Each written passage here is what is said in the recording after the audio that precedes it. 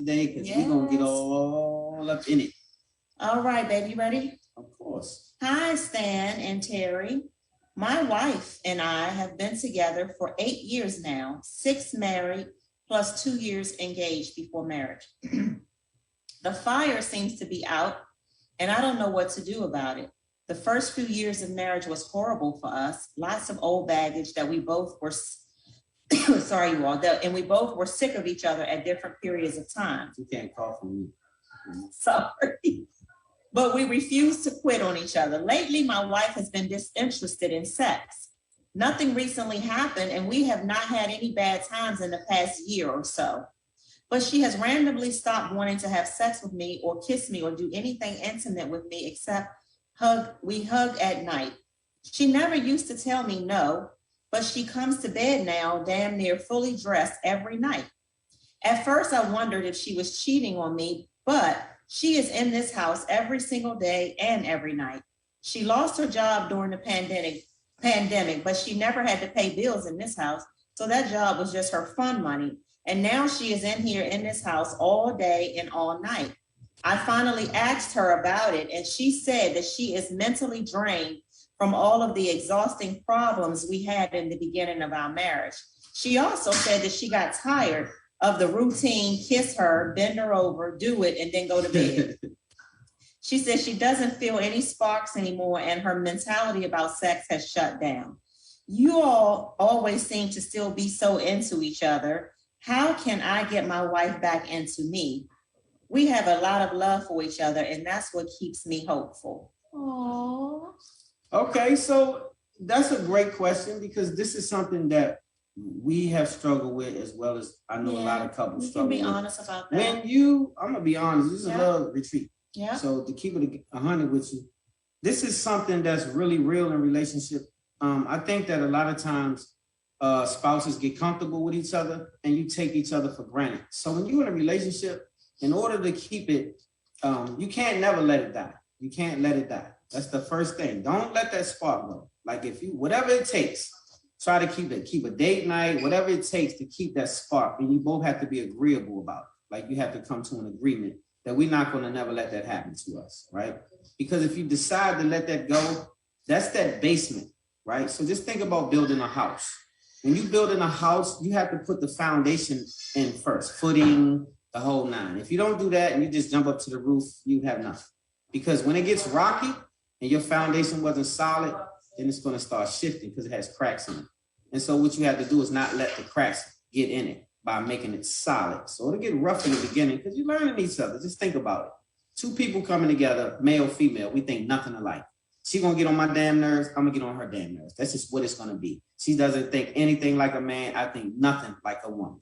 And that's just the learning process. That's why you call it engaged, because you're trying to engage each other, learn each other, right? Build on that. But that's where it's supposed to be fire and flaming, and you're supposed to keep things in the. But he's saying the first few years of their marriage was horrible for them. Well, that's what I'm saying. That basement. See, so the problem is trying to get back to what they were before they got married. Because right after marriage, it turned all hell. It called the day from hell. Yeah, so the first few years were horrible. Yeah, so now I blame a lot of you sisters, my wife included. A lot of times when you get married, you feel like you already you've conquered the situation. Like there's no work involved, or it's not as much work involved. You have to work harder once you are married because you have to stay married. It's like writing a book. It's not best writer, it's best seller. So you have to sell it.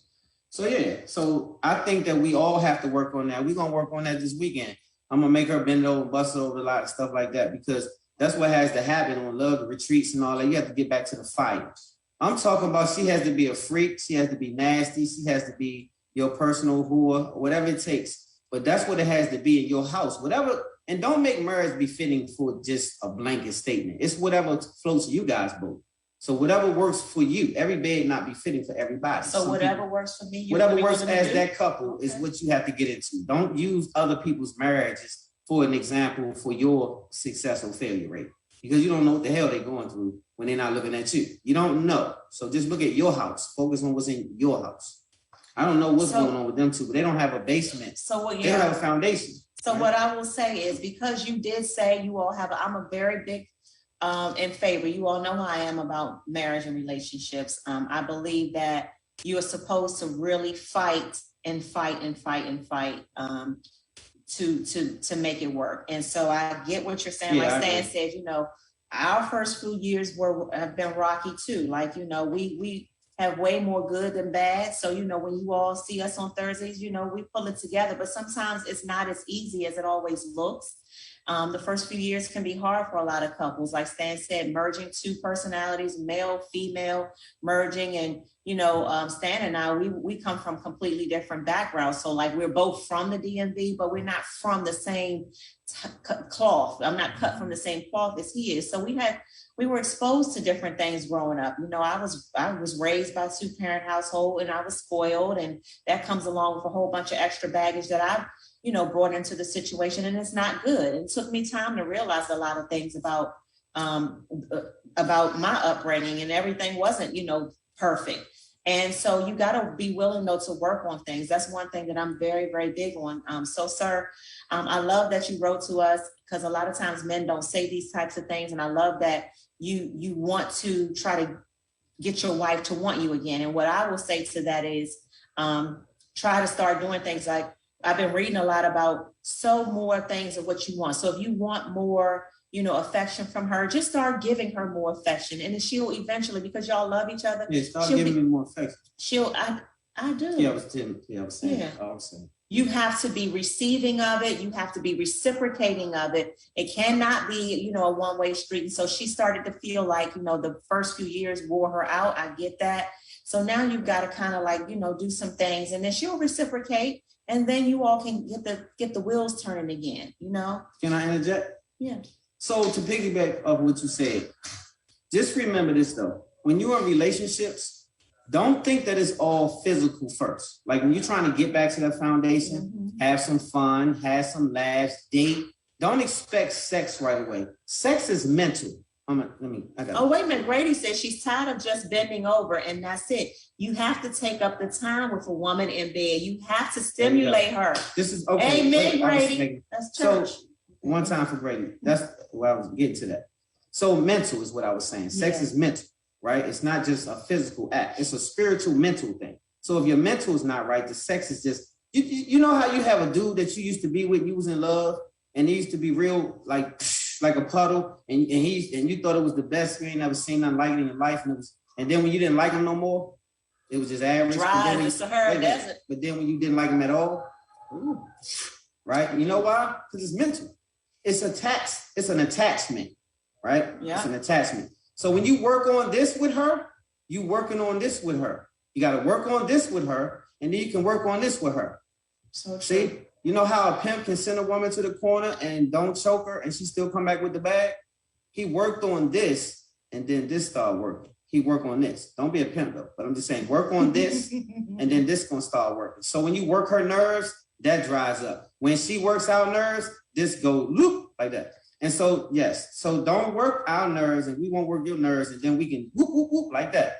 And so it's a combination of things we have to understand. When a man comes home and clean up and surprise her with a dinner, we ain't had to buy it. We got a couple of hours, go order the food, bring it home, set it up. Whatever it is, she didn't have to cook that night. It's in the dribble department. Let's use this it's called put it in the dribble department. And fellas, you know what that means when you put it in the dribble department. So every time you do something collectively, now women, this is what I want you to not do. Don't make him suffer when he's trying to get in the dribbling department. Don't make him work all day, night, day, like you don't know what meet him halfway. Be sexy too. Don't make him snatch you and have to take it. Like, be with it a little bit. Meet him halfway, because it's unsexy for him to have to fight you for it. Well, not all the time. But I want you to just saying, you know what I'm saying? Sometimes that's cool. Sometimes that's cool too, but you know what I'm saying. So yes. I just want to make sure you guys understand that sex is you don't just supposed to, I know the young boys think you just beat it up. That's what they were saying, beat it up. That's probably not just what they gonna want you to do, right? Beat something up. They want you to ease into that situation, and you're gonna have nights where you be drinking and you can have and then you can do that, slam on the wall and whoop and beat her up and choke her and bite her in the back. You know. Let me come back. So yeah, but what I was saying, you can you can want to do those things, but you also have to make sure you mentally connected. Everything is about the connection. Is if you connected, the deeper you can get the connection, the more the dribble department, more dribbling. Grady said you got to prepare that booty. Yeah, you got to get it prepared, y'all. You got to get. Again, you got to get it prepared, gang. You got to get that thing prepared. Again, one time for my man. Especially when you're 51 like me. Yeah, so they get the flashing and all this stuff going on. So now you got to work around certain days and with the time and all this. But we really have to be more attentive to each other. Is what it comes down to. As a couple, we have to remember how we got there. How did you fall in love with the person that you just like today, or sometimes you don't like them that much? How did you fall in love with them? What was it about them? Some of those same things will irritate the hell out of you today, but that's because you look at her different. Yeah. So you have to go back and see, why are you looking at her different? Why are we looking at each other different?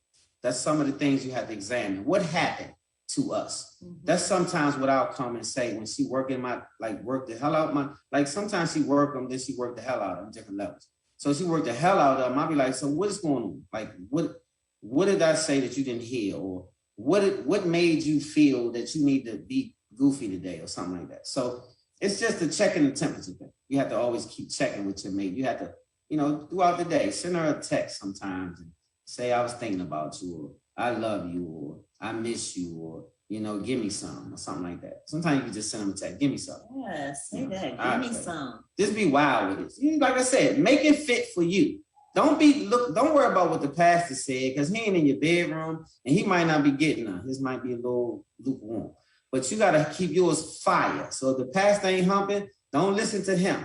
Get your hump on in your house. That's what I'm saying. Women, if you scared to do and get it all in there, you better not do that. Because somebody out here gonna want to in all of this. So don't be too prudish. With your man, damn it. Get it all the way in, man. But you'll be too prudish, because like I said, I say it on all the shows. Like, there are things that I want to do to you. You want to choke me while I'm watching TV? Or I want to handcuff you or something. Like, I want to just I don't trust you to do that. Tie you up. Okay, that's the thing. I just want to do. I examine your family. In the heat of the moment, I want to I want to spank you. You got too much testosterone for me.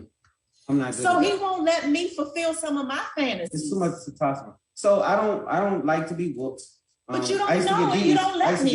If you don't let me, in a sense, in the heat of the moment, it's going to feel different. It's going to remind me of my grandmother making me get the switch. You don't know that, though. Let's talk to them about what they want to do. So your grandmother didn't beat you, Terry. Evidently, obviously. See, my grandmother, my ass. Listen, I had to go to the woods.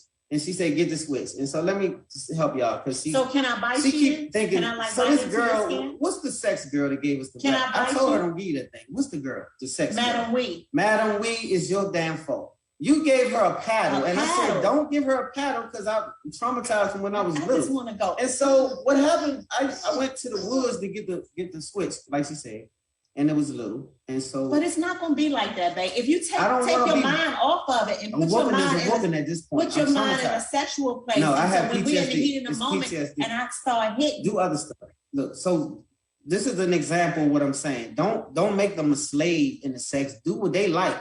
Don't beat them if they don't like beatings. Don't bite them if they don't want to beat them. But how does he know he doesn't like it if you won't try? Because she might have got choked when she was little. Her brother choked her. She don't want that.